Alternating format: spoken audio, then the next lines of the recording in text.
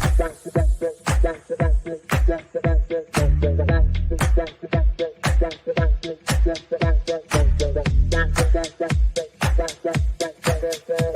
Connections Radio presents. Welcome to Vegas Hockey Hub here on PRConnectionsRadio.com, the voice of new media. I'm your host, Ian Rickelli, and on this edition of Vegas Hockey Hub, we are going to be discussing a very interesting situation and mentioning, should the Vegas Golden Knights make a trade? And here's what I mean by this. Obviously, we saw what just happened, okay? We saw what's happened in the playoffs. We saw what happened in the series with Dallas and everything that's going on. But a question that really I should be bringing up is, should the Vegas Golden Knights make a trade heading into next season? Should your Vegas Golden Knights call up an organization and say, hey, do you want to make a trade? And if Vegas does that, how would it be done?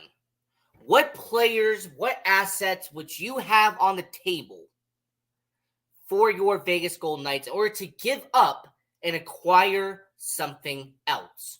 So I'm going to give you not one option, not two options, not three options, but four different options on should your Vegas Golden Knights make a trade, and should they make their team better heading into next year.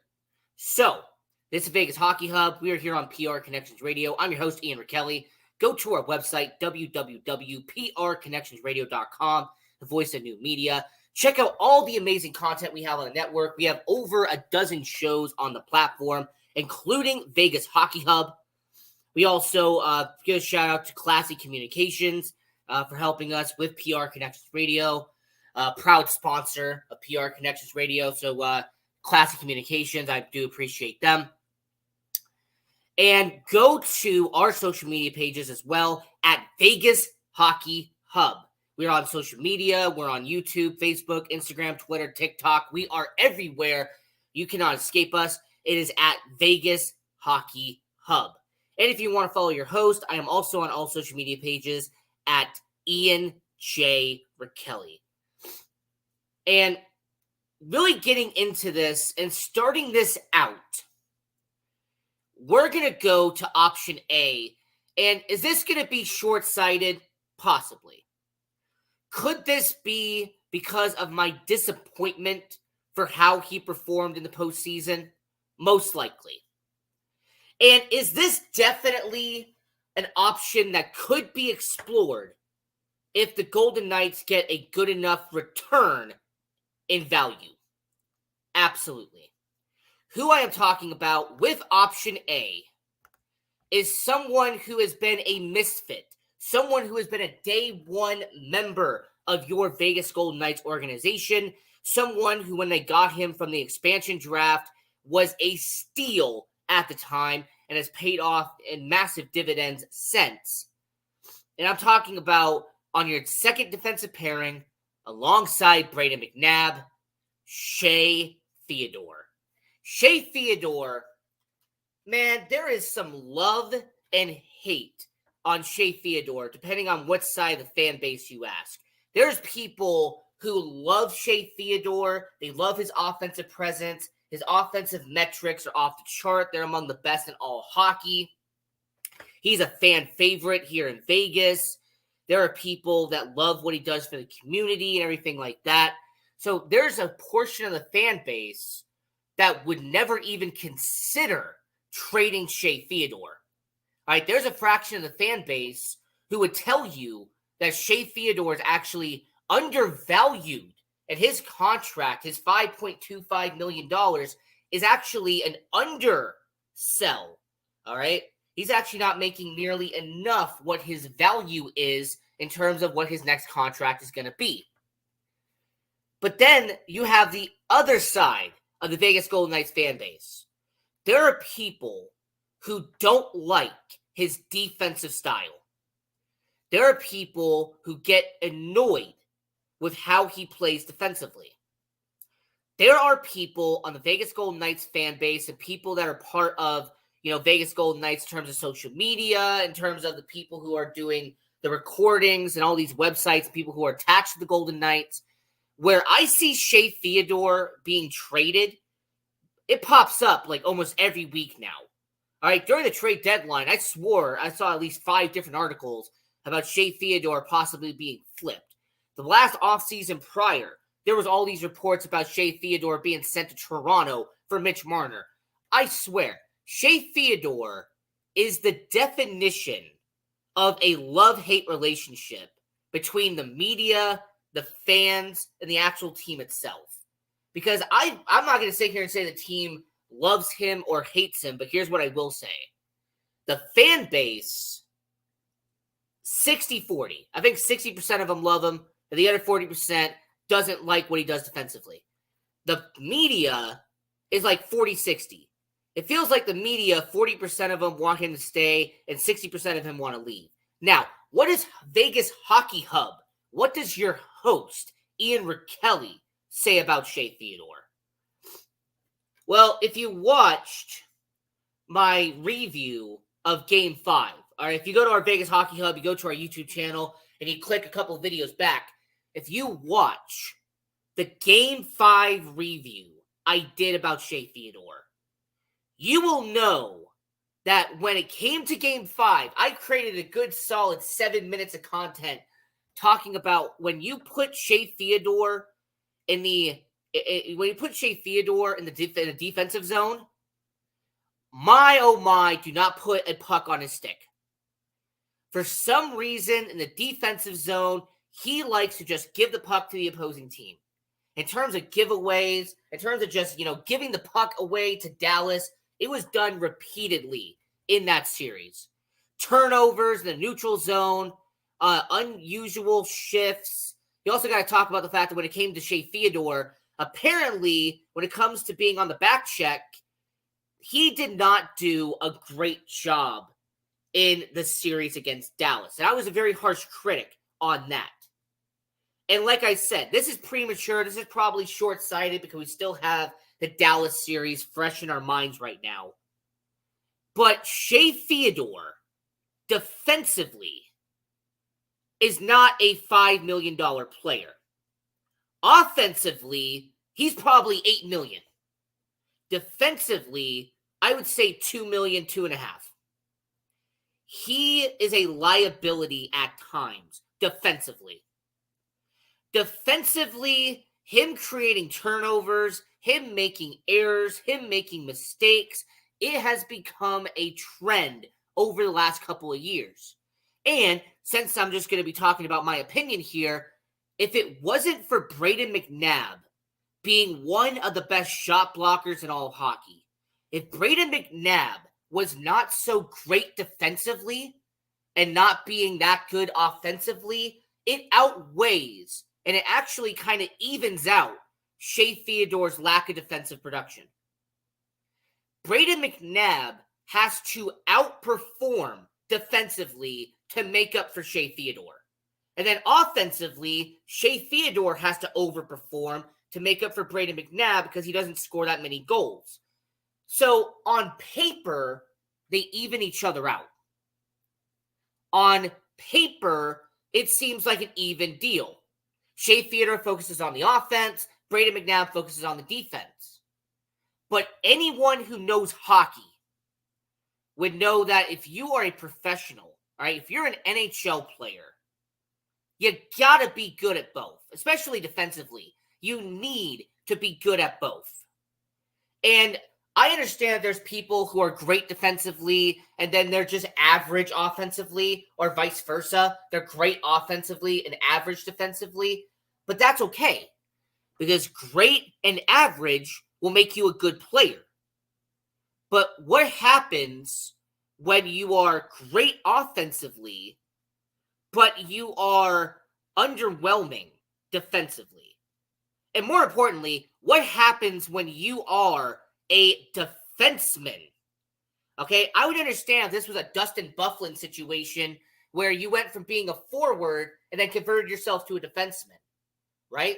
Or vice versa. when you were a defenseman and you converted yourself to a forward. We've seen that happen in the past. But Shea Theodore is not a forward scoring all these goals and lighting up the lamp and getting points and stuff like that and then struggling a bit defensively.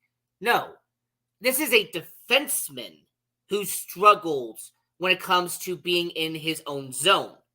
This is a defenseman who, shoot, in Game 4, I remember he gave the puck directly to, I think, Jason Roberson. Like, he literally just handed it straight to him. Like, it seemed like he wasn't even trying to get to Hurdle. He was just looking at Jason Roberson and was like, oh, here you go. Take it. So, with Shea Theodore, should the Golden Knights make a trade? It varies on what you think he is worth. Now, if you are someone that wants to call up the New York Rangers and try to make a trade between defensemen where you swap defensemen, okay, I can see the argument there. If you want to call up an organization for you're just going to spitball here for a second. All right, you call up the New York Rangers, you swap defensemen, that's good for you. The last 2 seasons, we have seen so many articles and so many reports about, Mitch Marner could be traded to Vegas. Honestly, I don't see it happening. Realistically, I don't know how it would work in terms of actually getting the money and everything right. But, okay, you trade Shea Theodore and you bring back a guy like Mitch Marner. All right, you are bringing in additional value by giving away Shea Theodore. Okay, you call up the New York Rangers, like I mentioned before, and you trade and you do a swap for somebody younger. Let's just say K'Andre Miller, just for argument's sake. So you're bringing in somebody younger that has more years on his deal. Shea Theodore would go somewhere, have 1 year left on his deal. However, they could bridge that into a contract extension to whichever team he goes to. Same would apply for a team like Montreal, who actually would need some defensive help because of the moves they have made over the last couple of years. Their defense does need some work. There's some young guys in the wings, but they do not have anybody solid, concrete at the moment in terms of being top heavy. All right, you call up Montreal, you call up New York, you call up Toronto. Hey, you know what? You call up Detroit because Steve Yzerman loves to have guys that can shoot that can shoot the puck. You know what? Chicago Blackhawks, while you're at it, if the Chicago Blackhawks want to start winning with Connor Bedard, you get Shea Theodore go to Chicago, and you do get some young assets back. It just depends on what Vegas wants to do. It depends on what Kelly McCrimmon wants to do. It depends on what George McPhee wants to do. It depends on what Bill Foley wants to do. Because I have no doubt in my mind that Shea Theodore is liked by Vegas. Okay? He is someone who's been here for 7 seasons. All right? He's someone who has been a day one guy, a misfit, like I mentioned before. But in terms of talent, in terms of what he can do as a player, you have to ask yourself, if I call up the Boston Bruins and I can try to get a goaltender that's currently an RFA, would I be able to give up Shea Theodore and something additional to get a RFA who's a goaltender right now? I don't know. If you're Vegas, would you make that deal?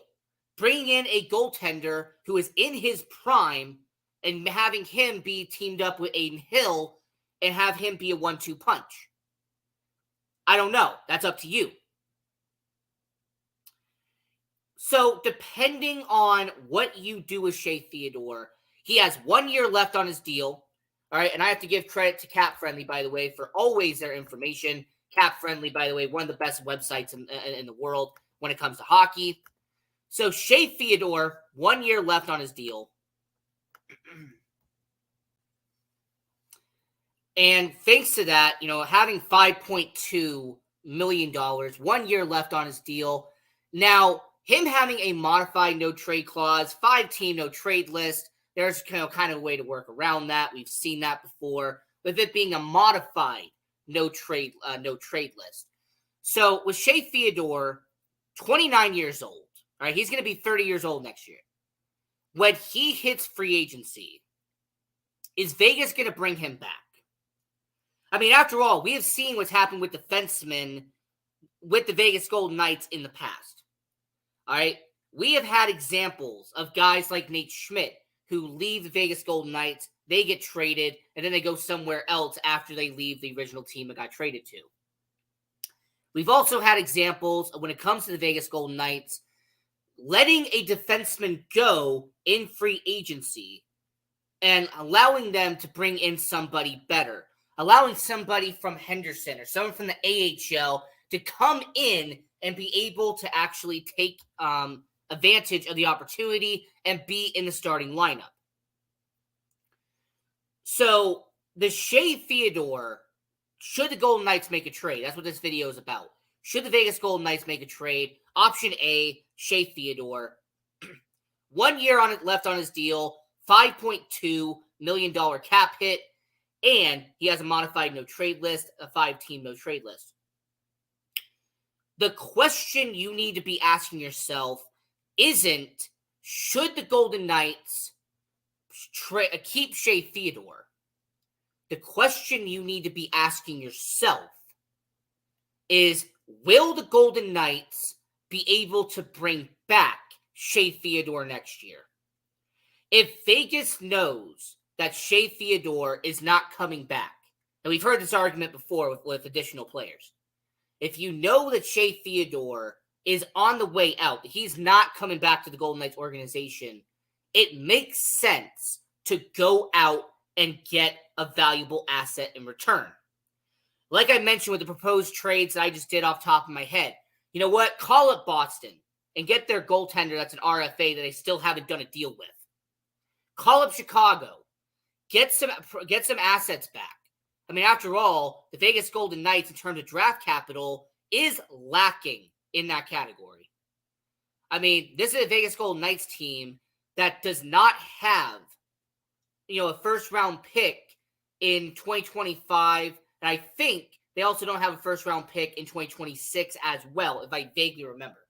So, if you're Vegas, is Shea Theodore worth a first-round pick? Would Shea Theodore be worth a second? Would he be worth a third? Whatever the situation would be, if you are the Vegas Golden Knights, trading Shea Theodore, there's so many variables in that equation. I will say to you that you only trade Shea Theodore if you can get a value back that is worth it. Like I mentioned, if you can get a first-round pick back from a team like Chicago that's currently rebuilding around Connor Bedard, I'd say make that deal. If you can go to Detroit, which has a young system, they have so many young guys in their system. If you could get a Shea Theodore and acquire a prospect in a second from Detroit, I would say do it. Call it Montreal and get one of their young guys. Maybe get a prospect in a second. That's just what I'm saying here. Or call up the New York Rangers. Do a swap. We heard about this before. Trading defensemen with New York and Vegas. But the one trade that I really do not see happening, I've seen it in the rumor mill. I've seen it in the rumor sheets. People have talked about it for months. No. Shea Theodore for Mitch Marner. The money will not work. All right, we did a Ryan Reeves video on Vegas Hockey Hub not that while ago where I said the same thing. You could try to trade for Ryan Reeves, but then that adds an additional $1.3 million to a cap hit that Vegas really does not have. And you also got to remember that Vegas has to give out contract extensions very soon down the road to valuable players. So if you're Vegas, you really can't make the money work for Toronto. So for Shea Theodore, let me close this out by saying this. If you are the Vegas Golden Knights, trade Shea Theodore if you A, know he's not coming back next year, or B, you realize you can get a better value or more monetary value by trading him and bringing back somebody else. So that's option A. Option B for the Golden Knights making a trade comes down to how deep their defense is. The Vegas Golden Knights defensively is their strong suit. Alex Pietrangelo, he's going to be the highest paid player on the team in terms of salary. He's making a cool $12 million, one of the top 10 highest paid players in the league. Alex Pietrangelo, he is your anchor when it comes to your defense. Noah Hanifin, they extended him before the postseason. He will be here for years. He's in his prime. They're expecting Hanifin and Pietrangelo to be your 1A, 1B scenario for the next couple of years. You got that in lock. Brayden McNabb has been your solid rock, your constant of defense since day one. And yes, I know Brayden McNabb has 1 year left on his deal, but because he only makes a little over $2 million, once again, shout out to Cap Friendly for the information, and with him having a no-trade list, about 5-team no-trade list, I say for Brayden McNabb, he's pretty secure. Shea Theodore, even though I just spent the last 20 minutes kind of bashing the guy, and I will apologize, it's not personal, but Shea Theodore and Brayden McNabb have been your great defensive pairing that have been together ever since Schmidt got traded and England retired. They put McNabb and Theodore together. And then you have Nick Hague, who actually provided a lot of value and showed some really good chemistry with Noah Hanifin the back end of the year when Pietrangelo was out. And then Zach Whitecloud, who they extended, he'll be here for the next 4 or 5 years. Zach Whitecloud, he has potential. Nick Hague, he has potential. Ben Hutton has been a consistent 7th man for the Vegas Golden Knights, and they extended him this past year. So because Vegas has 7 defensemen already, and let's also not forget that in the minors, you have Lucas Cormier, who is the top prospect the Vegas Golden Knights have. They also have guys like Joe Fleming, who are making their way up through the minors. You have Danny Chaka, who they drafted in the 2nd round from Russia a few years back. Dyson Mayo, who they acquired from the Shea Weber trade. But there's one defenseman who is about almost 24 years old. He is making a little over $800,000 in terms of salary. And for some reason, he has just not been able to crack the starting lineup without injuries. All right, when injuries happen, he's been put into the lineup. But when it comes to option 2, I sit here and say, do you trade Caden Korczak and give him a chance to start somewhere else? Very similar to the whole Braden Bahal being claimed on waivers by Calgary. Calgary's been able to use him. Similar to Neil Myra-Manoff, putting him in the trade for Noah Hanifin. He goes to Calgary. Now Myra-Manoff is actually kind of creating a everyday starter type of situation in Calgary. If you're Vegas and you have such a log jam on defense, would you offload a guy like Caden Korczak, get, maybe some future assets back, or maybe do a prospect swap? We've seen those happen in the NHL before. But trade Caden Korczak and allow him, as him being almost 24 years old, 2 years left on his deal, give him the opportunity to go play somewhere else and become an everyday starter. Now, Vegas Hockey Hub, your host Ian Rakelli, I wouldn't want that, okay? I wouldn't want that because I'm a fan of Caden Korczak. I was watching him in Henderson when he was at Orleans Arena, eventually went down to the Dollar Loan Center, and Caden Korczak is a NHL caliber defenseman. He's ready, okay? He is actually ready. We saw that Caden Korczak was developing very well and played alongside Brayden McNabb when Shea Theodore got hurt at the beginning of this past season. In fact, Caden Korczak has played almost about 40 games in the NHL, so he's really not a prospect anymore. He's kind of on the fringe of no longer being a prospect, now being an NHL caliber defenseman. But I just look at it and go, if you're a fan of Caden Korczak, like your host Ian Rakelli is, If you're the Vegas Golden Knights, you have to give him an opportunity. He's no longer an AHL player. I'm just saying this for real. He is no longer at that level where you stick him in the AHL and wait for him to develop. Hey, he has developed. So you either have him be in the starting roster. He could be a healthy scratch, okay, but have him be on the NHL roster or trade him and go to an organization that can use a Kaedan Korczak. Now, some teams that come to mind when it comes to organizations that do need defenseman depth, I look at the Arizona Coyotes, now turned Utah Hockey Club. This is a team that has bolstered their defense somewhat over the past few years, but they still are lacking in terms of depth. So having Kaedan Korczak go to Utah, used to be Arizona, I think that would be a good move for him. Maybe call up a team like the Vancouver Canucks, an organization that, like I said, in terms of depth, adding an additional NHL defenseman, that could be a good move for them. I also look at a team like the Seattle Kraken, for example. This is a team that has had an influx of defensemen coming in and out of that situation since the expansion draft. And then one final team that I am going to be putting out there is the New York Rangers.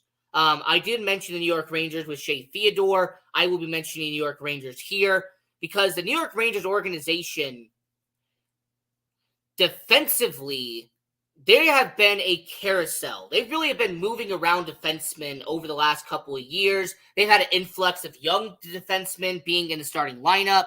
And if you're a young defenseman, the New York Rangers seem like an excellent fit for you if you want to make your name known. Playing at MSG, the most iconic hockey stadium in the world. I mean, this is just a situation where if you look at hockey arenas, MSG is right up there in terms of top-tier hockey arenas. But yeah, Kaedan Korczak, I just want him to play. And I say that option B would be a really good idea. I think Kaedan Korczak belongs in the NHL, no longer an AHLer. And if you can't make that work in Vegas, then I recommend trading him, getting a draft pick back in return, and letting him go play as an NHLer somewhere else. Now, option C, we're talking about should the Vegas Golden Knights make a trade. Option C, a first-round pick. Wait a minute. Vegas Hockey Hub, didn't you just say that they do not have a first-round pick in 2025 and in 2026? That is correct. I did say that. However, I do want to let you know that when it comes to draft picks, you still have a 2027 first-round pick. Okay? You have a 2027 first-round pick that you have available. And if you are the Vegas Golden Knights, and by the time this stuff does happen, you also have a 2028 draft class that you can work with. And if you're Vegas and you want to make a splash, if you want to add another star player to your team, I mean, shoot, you traded your 2025 first-round pick for Tomas Hertl. You traded your 2026 first-round pick for Noah Hanifin. Let's just be honest. That 2024 first-round pick, you're probably going to trade them away at some point. It's what the Vegas Golden Knights do. Brendan Brisson hasn't been traded, which is such an anomaly with this team. Pretty much everybody except Cody Glass has been traded at some point. As a matter of fact, he got traded on later, but not before.